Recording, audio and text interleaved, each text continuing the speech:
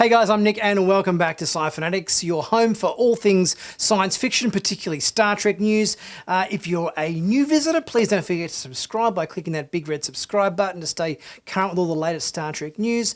So today we're talking about Star Trek Prodigy Episode 9, which is entitled A Moral Star Part 1. We're almost at the end of our sort of first chunk of season 1 episodes for Prodigy. We've only got one more episode and then we're back to some more Discovery, and then we're obviously hooking into some more Picard after that. So there's plenty of Star Trek news around at the moment and heaps to talk about. So in this week's episode, we pretty much pick up where we left off last week, with the crew just finishing their little time jump around the place and doing a bit of a debrief on what they were up to in terms of getting the ship out of their little time predicament that they were in. And now we get a holographic message from the Diviner where he puts the ultimatum down where he wants the protostar back. Otherwise, he's going to basically kill all of the workers on the Tarslamore asteroid if they don't bring him his ship back. So the crew's got a bit of a dilemma in this week's episode. Dal, as the captain, is giving the final say as to what they do, and he chooses to go and try to save all of the workers on the asteroid. I kind of feel like our characters are really maturing into their roles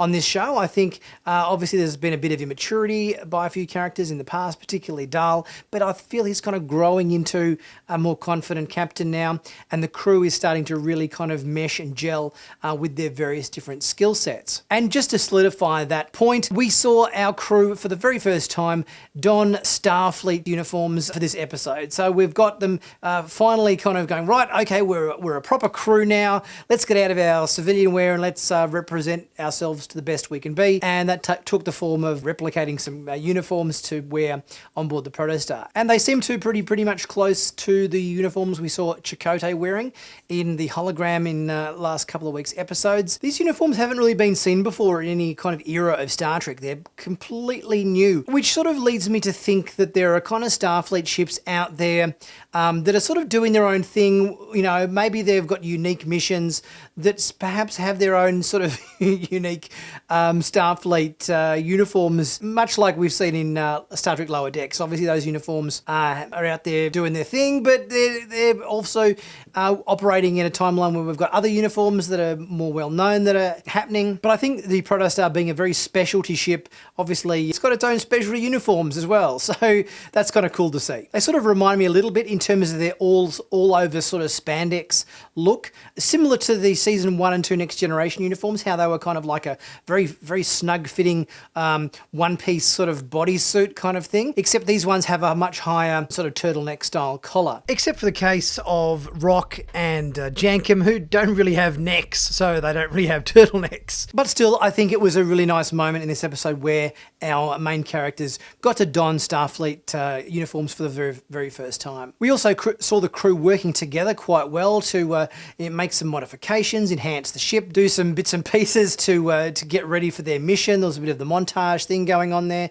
as they all kind of prepared, which just shows a kind of overall level of kind of cohesiveness and the crew working together as a more cohesive unit. Hell, Janeway even had everybody drinking coffee, including the youngest Rocktag, which was kind of funny. And this episode, we had the typical caper plan where they had to sort of double-cross the Diviner, and he tried to double-cross them, and then they double-crossed him right back again, which was sort of cool because you sort of feel like the kids are doing like, what are you doing? You're letting him have the ship. That's sort of not a great idea.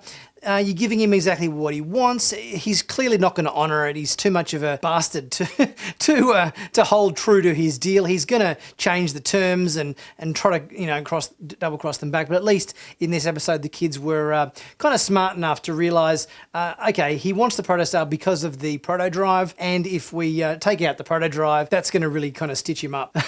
So I'm glad they sort of weren't too gullible in their mission here, and they did actually plan ahead and do something that was going to really trip him up, which I think was good, because obviously by him blowing up the gravity generators and so forth, and basically strand all of the crew plus all of the miners to eventual death by taking out the generators and so forth, using the weapons on the Protostar, was a pretty dick move on his behalf. But let's face it, we wouldn't expect anything less from this character, because he's just pure evil. I sort of feel a bit bad for Gwyn because she keeps sort of wanting to probably understand her father's motivations, but he just keeps disappointing her over and over again.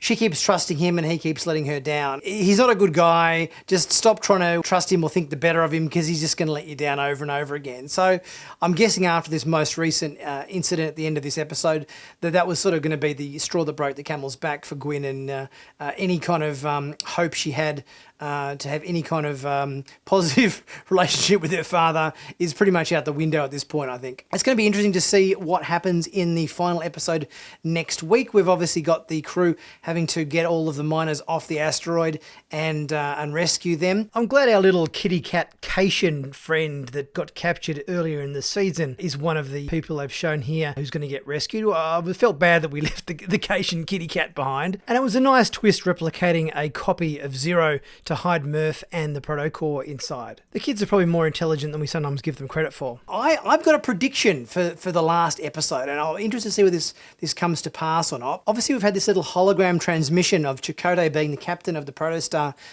in previous episodes, and I'm going to make a little prediction for next week's episode. I'm going to put a guess out there that Chakotay, as the captain of the Protostar, was at some point captured by the Diviner or Dreadnought and is being held in a prison cell somewhere on Tars Lamora. And when they break out the rest of the miners and the crew to rescue them from the asteroid, I think Chakotay is going to be amongst the other captives or the other prisoners held up in some dingy cell somewhere that has never been seen by any other person.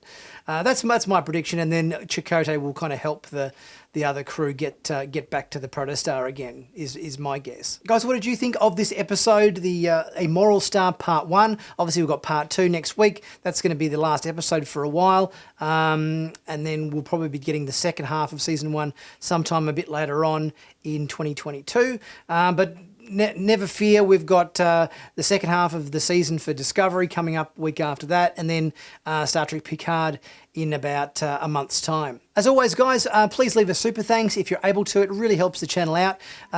If not, just like and leave a comment.